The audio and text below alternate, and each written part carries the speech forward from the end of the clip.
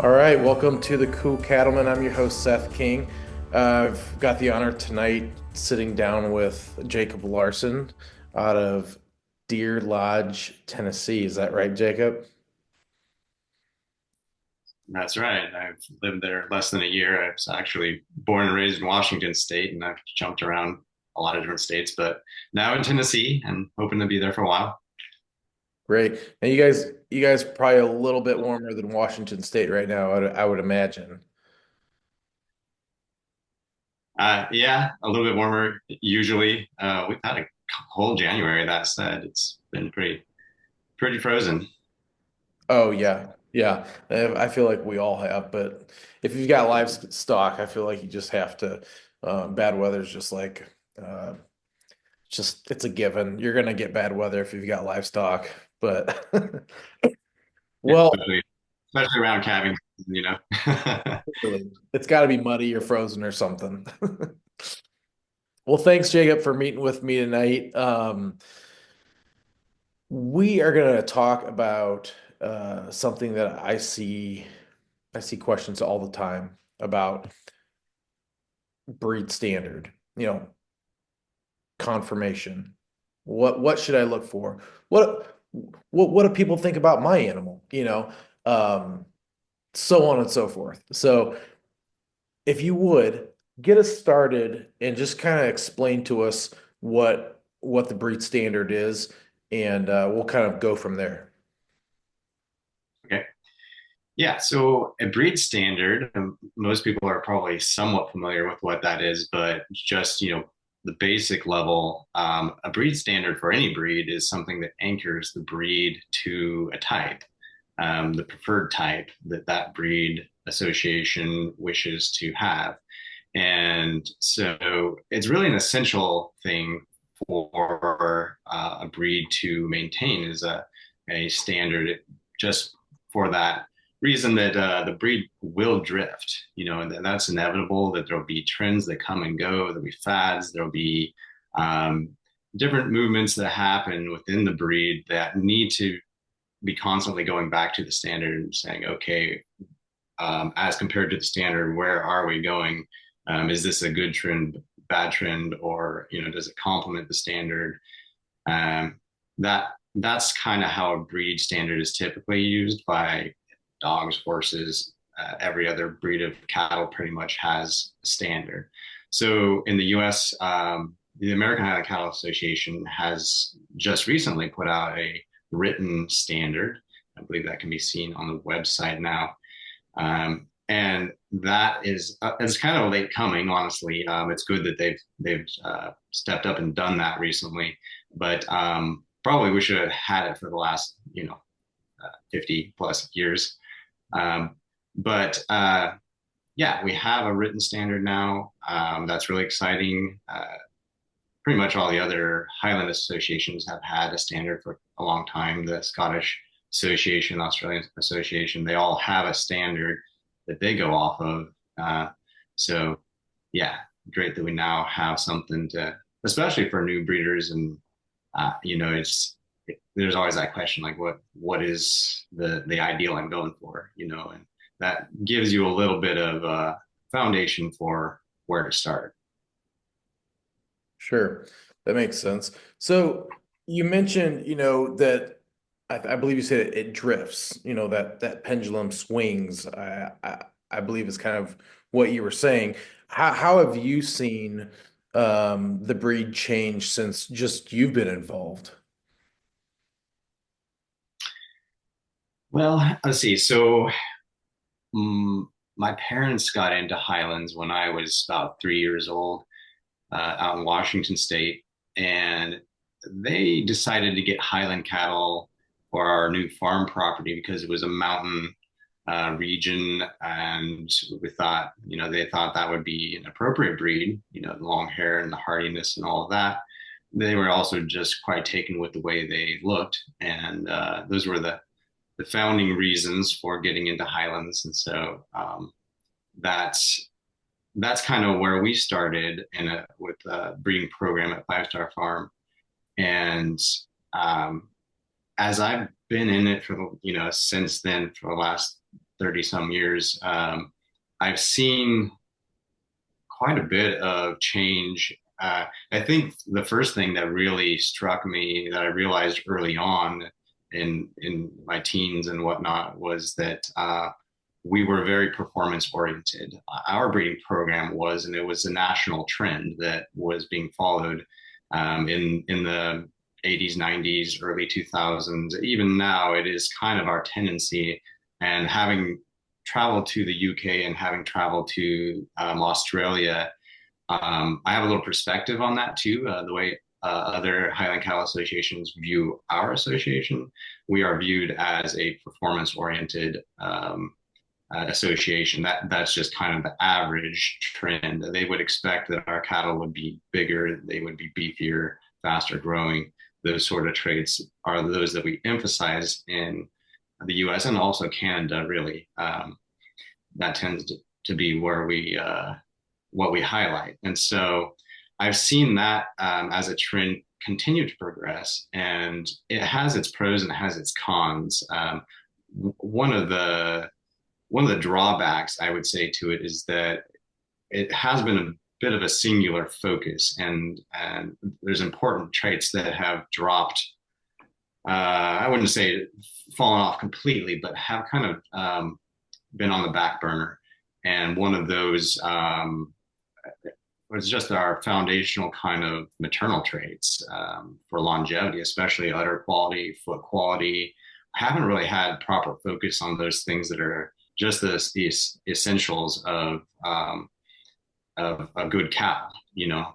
And so that's something where we really need to up our game in future years, I believe. And I think the standard will help us in that regard, kind of balance and temper that desire to have cattle that are beefy and quick enough getting there and all of that, but with enough quality and longevity and those traditional traits which I think are really important for our breed.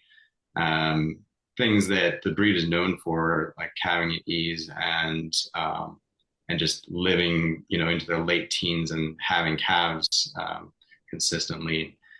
All those things being problem free. You know, we promote that as a breed, and so if we're going to promote it as a breed, we need to back that in the way we breed our cattle. So I've seen us kind of have this singular focus. I'm hoping that the breed standard kind of comes in and balances that a little bit. I anticipate it will in the future years. Right.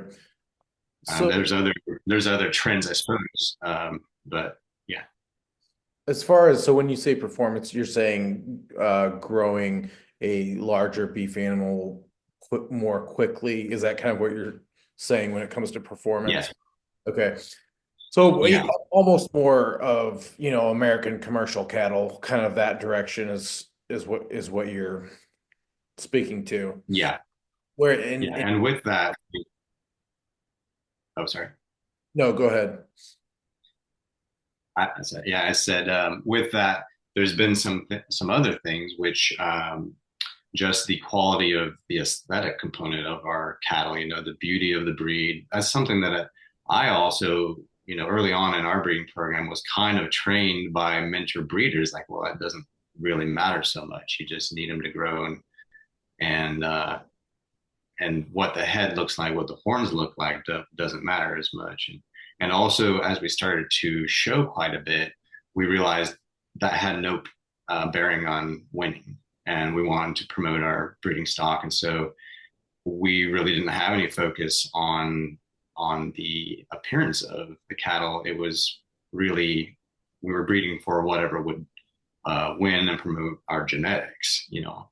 And so because we always had commercial kind of minded judges and not really breed experts, and nobody that was really following a standard, our breeding program, I feel like, drifted toward more of a coarse looking sort of appearance, you know, not as good a horn quality, not as good a hair quality, just lost some of that beauty. And that wasn't unique to our breeding program. I definitely have seen that be a trend nationwide. Interesting.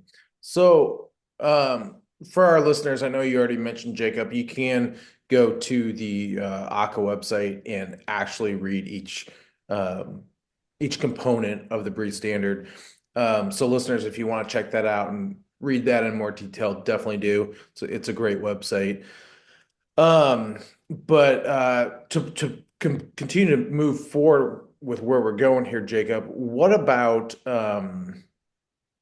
regionally? I mean, are you seeing certain trends in certain regions? Yeah, I mean, you mentioned even going to, out of the country. What are you seeing as far as that goes? I know, you've got Midwest animals, you've got out West animals, and just from kind of what I've heard, there's differences. Can you kind of explain that to us and maybe how that falls under the breed standard? Sure. Yeah, I guess the different regions do have some subtle differences, usually subtle differences. Having just moved to the southeast, I guess we could start there. Definitely a movement in the southeast toward smaller cattle, more very moderate to even miniature breeding. And so we have, and that's where we're driven by a more pet minded market, having a cute cow in the backyard. And so there's a lot of that kind of drift, I guess, in the genetics in the Southeast. It's not exclusive to the Southeast, but it seems to be a hot spot for it. So that's one thing I've seen in our region. And then I say for a long time, the Midwest has really been, the North Central and Midwest associations. The whole Midwest region is really an area that has been breeding very large scale highlands, big, boxy, easy fleshing, growthy kind of cattle. Some of that's driven by show, but some of it's just driven by the resources in those regions. You have bottomland pasture that's really premium, and then you can kind of afford, efficiency wise, to have a slightly bigger cow. That's kind of interesting because that's not traditionally what the Highland cow is. She's a moderate, extremely feminine, maternal efficiency is kind of her strong suit. And so that maternal efficiency, there's been a lot of studies that have shown that like a 1,100 pound, maximum 1,200 pound cow is really the ballpark for maximum efficiency. But if your resources are a little better, you can push that up a little bit. And so in those regions, I see trend toward breeding more lowland highlands than highland highlands in a way, Yeah, nothing entirely wrong with that. It's just what I've observed. So sure. yeah, and there's some of that across the other regions as well. I would say just that American trend tends to be bigger is better. Right. Yeah, that's very American of us, that's for sure. But and I think too, producing, I think in the Midwest, especially, that obviously we're from Illinois. Um, Hmm. that's a large that's a large push. That's what a lot of people are doing around here, and feeding corn and feeding out animals for beef. Hmm. Uh, I think it's good for listeners, including myself, to hear that that isn't always um, best. Just to see how big of an animal you can get. You do want to shoot for efficiency, and I like what you were saying about udder quality and being able to raise a calf and calve on your own. And I think so much of that can be forgotten when you're just trying to produce a larger animal, whether it's for beef, Hmm. you know, or you just have better quality grass or whatever the case might be.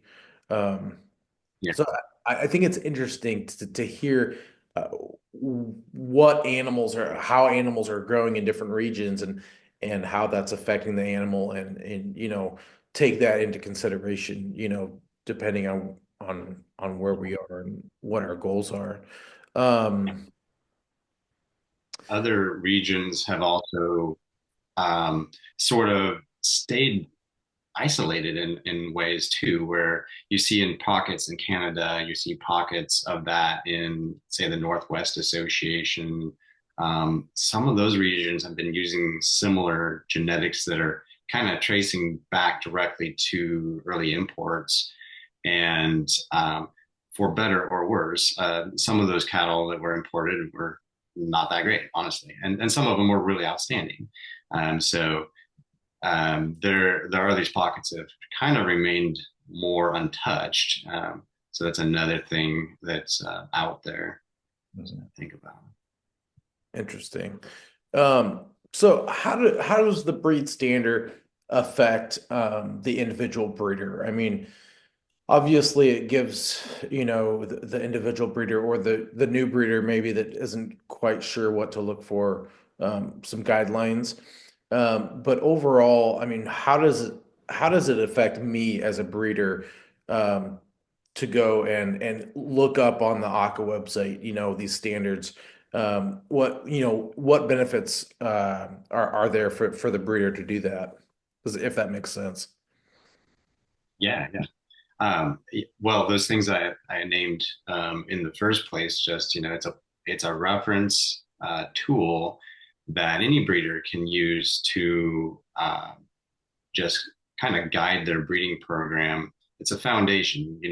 Every breeding program is going to have its nuances, its preferences. Your region is going to influence that. Your personal goals, whatever they are, the traits that you want to see develop the most in your herd. Those things are still compatible usually with the breed standard. Those subtle differences, but it could be a barrier too to some more extreme differences. If you were shooting for something that was just really outside the standard, that would be a reference that would say, okay, we need to pull this in a bit. Or if you're trying to source genetics from different places, you might say, okay, is this that we're wanting to buy really, does it really track with breed standard? Mhm. And then as you're having calves born, and you're trying to evaluate those calves, I think that's where this is really a great tool too. You say you have a couple of bull calves born and you're thinking about, should I keep these guys intact? Are they really breeding quality? Well, on what do we base that on? And so the standard can be that tool for kind of making culling decisions too. Say, okay, well, this one's growing well and he's got some beef, but what an ugly head. Does he really qualify as what the breed is trying to be? And or maybe it's a functional conformational thing, because the standard does give some rough guidelines for structure and all that as well. So you should be paying attention to what the standard's indicating for the proper form of a Highland, which, for beef cattle, that's going to be foundationally, it's kind of the same structure as structure, but at the higher level of what, makes a Highland a Highland, there are differences in type, even structurally. So our standard sort of highlights those differences. Now, I see a lot of people talk about uh, bull calves and whether or not to call them or keep them. And could you just kind of run through what are you looking for in a bull calf? What makes Jacob Larson keep a bull calf around? Okay. All right, I'll try to link that to the standard as I go here, I guess. Yeah, so if I have a bull calf, okay, I had three bull calves this year, and they all turned into steers. Um, the bull calves I turned into steers were 50 to 100 pounds heavier than probably most people's bull calves. Um, so you can see the extreme in that is not necessarily qualifying them as a bull. Now, they several of them were, a couple of them were really friendly too, and so as much as it is a hard thing to do, with those really friendly ones, I also castrated those, just because the structural quality wasn't there. And then there's more hidden things with that too. And I mentioned udder and feet and that sort of thing. Bulls especially kind of get overlooked on udder quality because they don't have one to look at, and so need to be thinking about what is the proper structure of an udder, and does this bull's dam have that? And that's where our breed standard doesn't specifically say this is the dimensions of the udder. It says she should have a quality udder, but what is that? That's where I've actually been working on a visual guide for breeders. It's kind of a companion to the written breed standard. And I've taken a whole bunch of photos that I've taken over the years and sourced, and just try to show the new breeder, this is what we're after, and this is what we're not after, and with some additional writing. And so I think that's going to be a good resource as well, to just to take it to another level of education, And so that's something that I'm going to be putting on my website in the next month or so, probably coming out in February 2025. So that is something that I think is really going to help breeders see what those subtle differences are.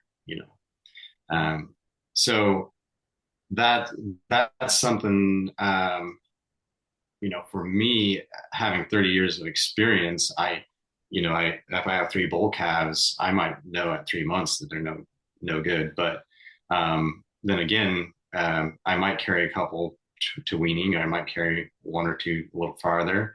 But I can usually make a pretty quick decision because I have that experience. But I think these kind of tools, the breed standard and a visual guide, are going to help the new breeder get there a little quicker too, make the right decisions a little faster. Yeah, that's exciting. I didn't know you're doing that, so that's something I'll definitely be looking forward to. Where you said it's going to be on your website, what do you mind telling us what your website is? Yeah, that's jlarsonhighlands.com. Okay. I don't know if you can put a link after or something. Okay, absolutely. Yeah. Um,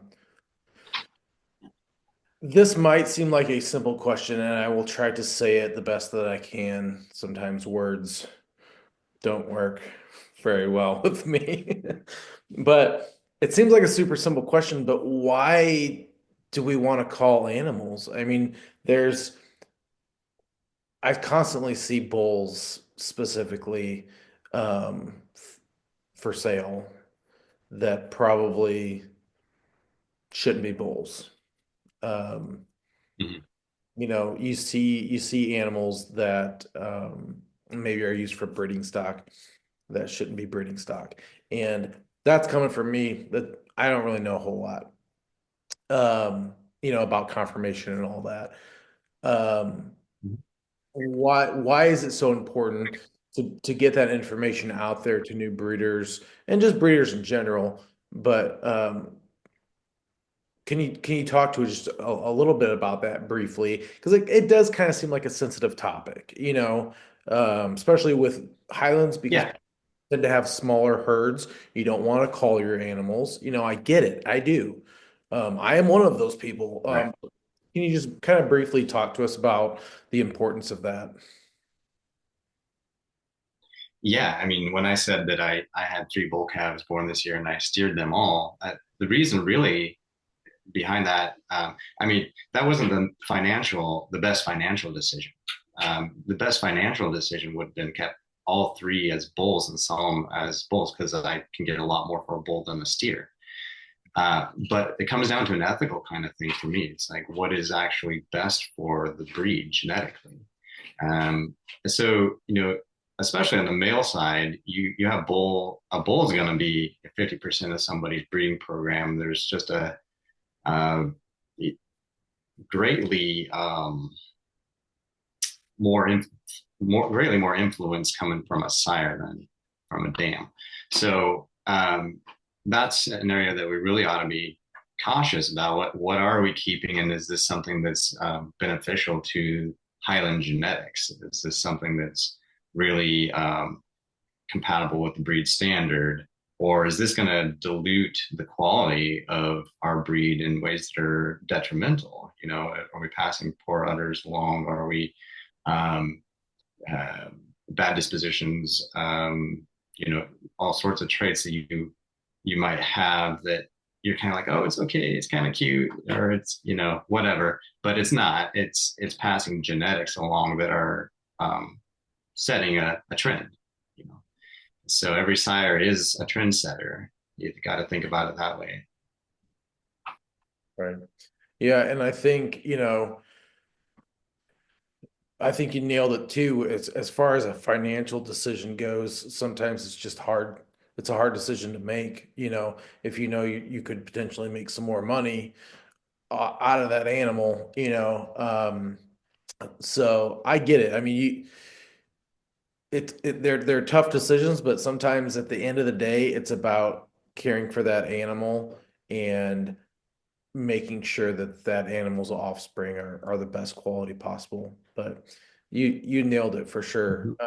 It like I said, it's a sensitive topic because you're talking about people's animals and sending them to Yeah. the freezer in the sky sometimes, and it's a tough call. But no, I appreciate your candidness.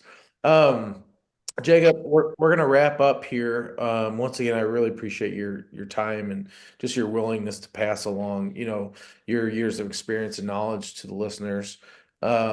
What's one thing uh, that you would like to say to maybe somebody a new breeder or somebody thinking about getting into Highland cattle? What's a piece of advice that you would give? Well, I would say don't go it alone. We are developing good resources, the ones we've mentioned here on this podcast.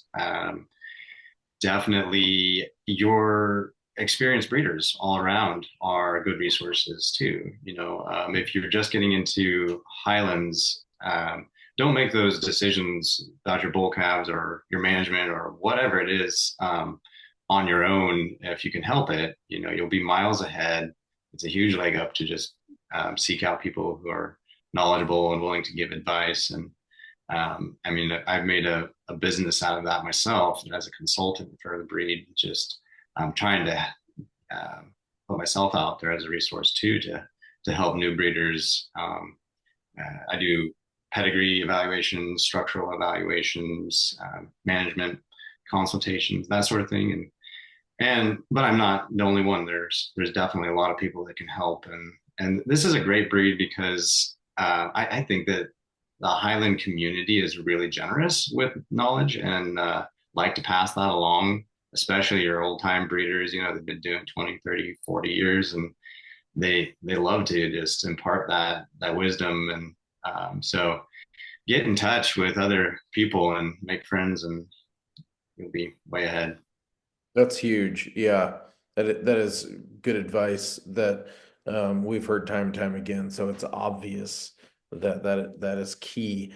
Regional associations too are huge. I know for us, we don't have anybody, down the road that has Highlands. And so I would encourage people to get, connected with their regional associations as well. But great advice, Yeah. Jacob. Thank you so much.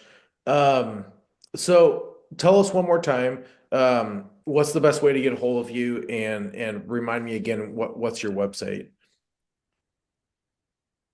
Yeah, my website is jlarsonhighlands.com, and that has list of pretty much everything I do as a consultant for Highland cattle.